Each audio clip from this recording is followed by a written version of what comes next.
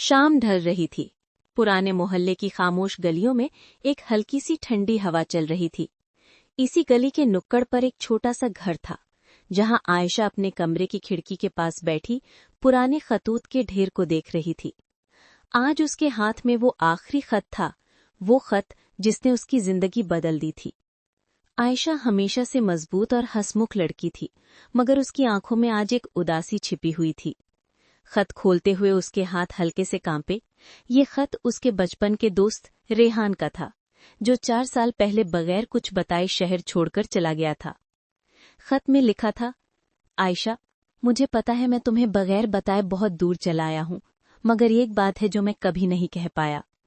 तुम मेरी जिंदगी की वो रोशनी हो जिसकी वजह से मैं आज भी उम्मीद रखता हूं, मगर मैं तुम्हें उस वक्त तक वापस नहीं मिलूंगा जब तक अपने ख्वाब पूरे न कर लूं, ताकि मैं तुम्हें वो जिंदगी दे सकूं जिसकी तुम हकदार हो।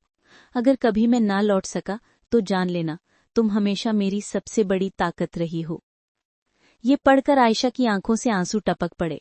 वो आज भी उसी गली में रेहान की वापसी का इंतजार करती थी, मगर 4 साल से वो गली उतनी ही खामोश थी जितनी उसकी उम्मीदें। इसी लम्हे दरवाजे पर दस्तक हुई। आयशा चौंक कर उठी। उसने दरवाजा खोला तो सामने एक अजनबी सा नौजवान खड़ा था, हाथ में एक छोटा सा डब्बा। आप आयशा हैं? जी। कौन? नौजवान ने मुस्कुराते हुए कहा।